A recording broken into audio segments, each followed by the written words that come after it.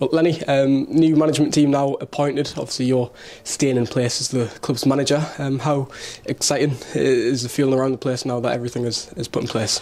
Yeah, there's a good vibe amongst the players.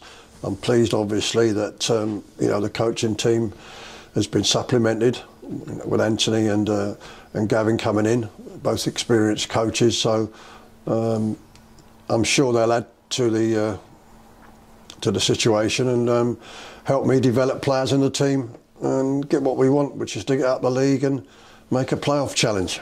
Is it an exciting challenge for yourself personally in the rest of the season? Of course it is, because I've been involved in various capacities in various clubs, but it's a while since I've been a manager. So it's a challenge again. Can you still do it? And you still gives you a buzz, as long as you're prepared to take the brickbats as well as the praise when things goes well. But no, I'm fine. I feel comfortable with it. You can always tell if with the players, if you're getting a response, if you can get a tune out of them, and so far so good.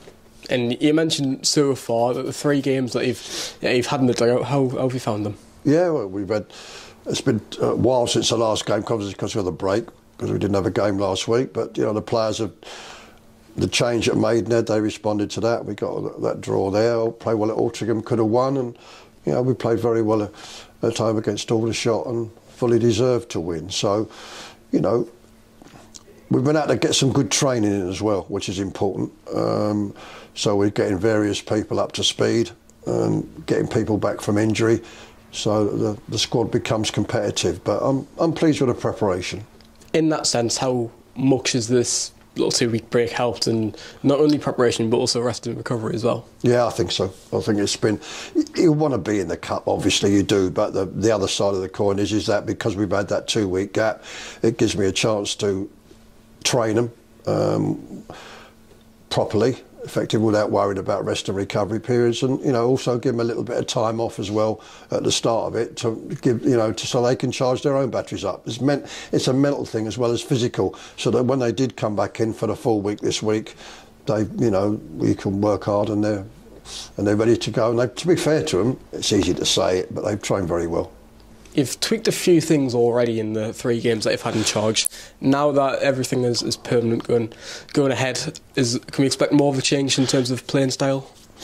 I think it'll just evolve as it goes along. I've just laid a few yardstick ground rules down about how we're going to defend, how we're looking to attack.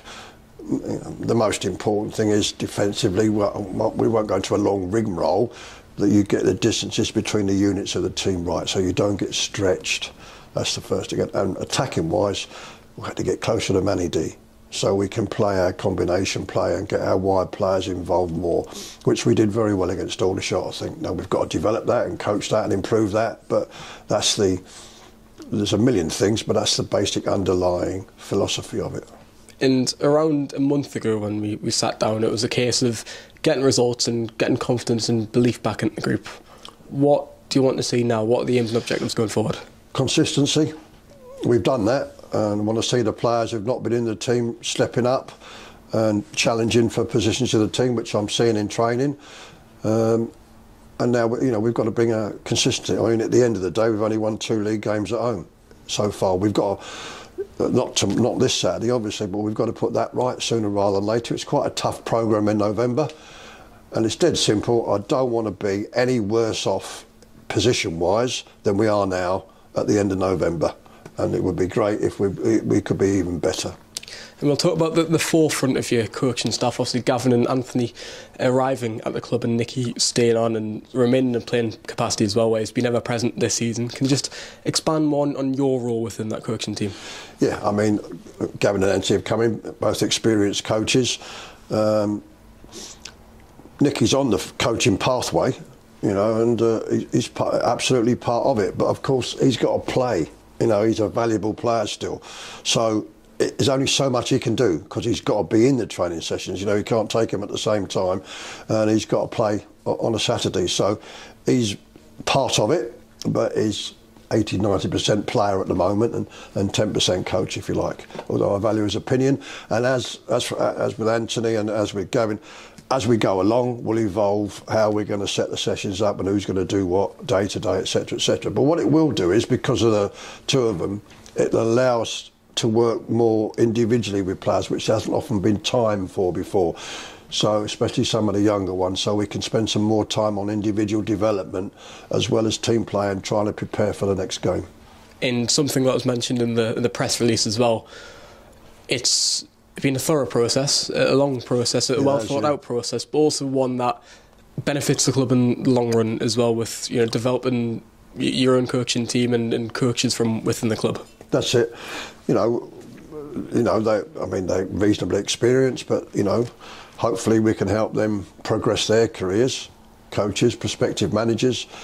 Now the underlying process, that plan is that eventually, whenever that might be, end of the season, before, after, who knows, there's no time scale on it, that should the club, the owner, the board of directors so wish, that if and when I stepped aside or whatever, there is a process in place which allows them to appoint internally if they wish to do so. That's the plan. Now, how that would work and when it would work, there's no guarantees, there's no hard and fast things, but that's something that I wanted, so that the club would have that alternative if they wanted it.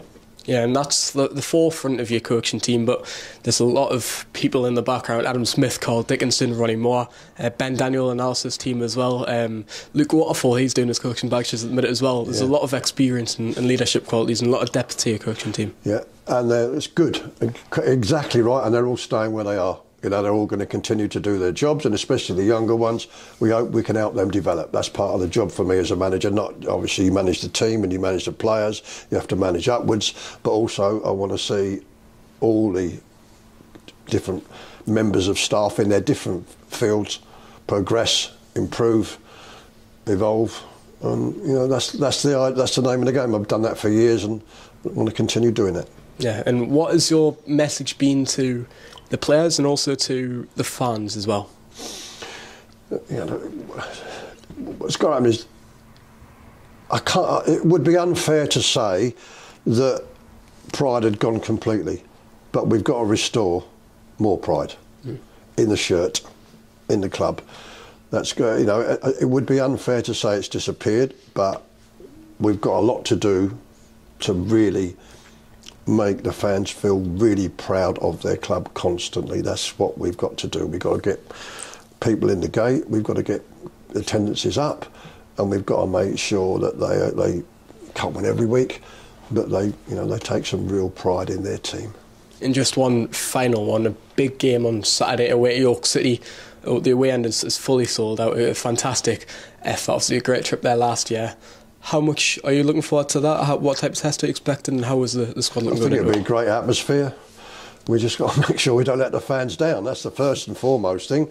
York are a good team. They've been going very, very well, and credit to them. But we've got to make sure we go there and do ourselves justice for the players, for themselves, for their own standards, and for the team and the club, and obviously most of all for the fans.